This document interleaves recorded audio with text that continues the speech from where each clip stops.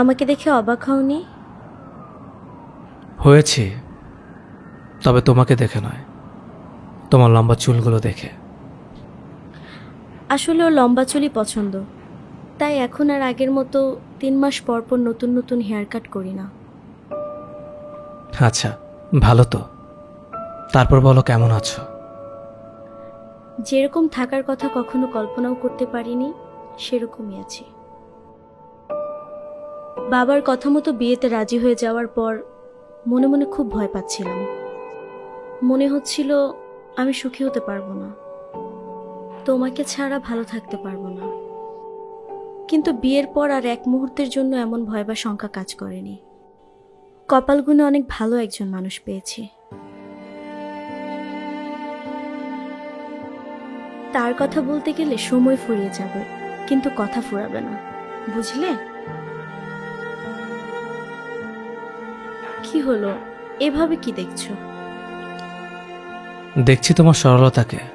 এমন করে অবলীলা কেউ তার প্রাক্তনের সামনে তার হাজব্যান্ডের গুণগান করতে পারে, এটা জানা ছিল না। ওমা, এ আবার কেমন কথা? যা সত্যি তা বলবো না? এটা কি নাটক বা সিনেমা নাকি, যে প্রাক্তনের সামনে সবসময় দুঃখী দুঃখী মুখ করে উদাসী হয়ে নিজেকে উপস্থাপন করতে হবে? তা অবশ্য ঠিকই বলেছ। তুমি কেমন আছো? যেমনটা আশা করেছিলাম তেমনই আছি। তুমি চলে যাওয়ার পর অধীর আগ্রহে অপেক্ষা করেছিলাম সঠিক একজন মানুষের জন্য,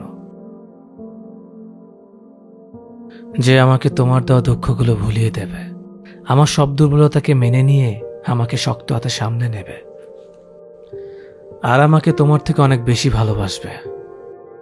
ভাগ্যগুণে পেয়েও গেলাম সেই সঠিক মানুষটাকে। হ্যাঁ, খানিকটা দেরি করেই আমার জীবনে এসেছে, কিন্তু তবু এসেছে তো। অনেকে তো সময়ের আগেই চলে আসে, আবার সময়ের আগেই চলে যায়।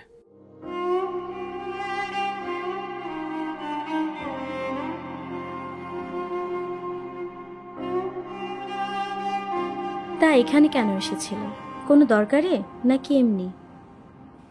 বেলি ফুলের মালা কিনতে এসেছিলাম। বইয়ের হুকুম, প্রতিদিন অফিস থেকে ফেরার সময় তার জন্য একটা করে বেলি ফুলের মালা নিয়ে যেতে হবে। বিয়ের পর থেকে এভাবেই চলছে আর কি। ও আচ্ছা, কিনেছো বেলি ফুলের মালা? না, যে বাচ্চাটা মালা বিক্রি করে তাকে আজ পাইনি। দেখি অন্য কোথাও পাই কিনা। বাই দ্য ওয়ে, তুমি কেন এসেছিলে? মালাইচা খেতে এসেছিলাম। একা একা? আরে না, ভেবেছিলাম এখানে এসে ওকে কল করে বলবো অফিস থেকে ছুটি নিয়ে চলে আসার জন্য। প্রায়ই এমন করি, কিন্তু আজকে তো তোমার সাথে কথা বলতে বলতে দেরি হয়ে গেল। হ্যাঁ, আমারও লেট হয়ে যাচ্ছে।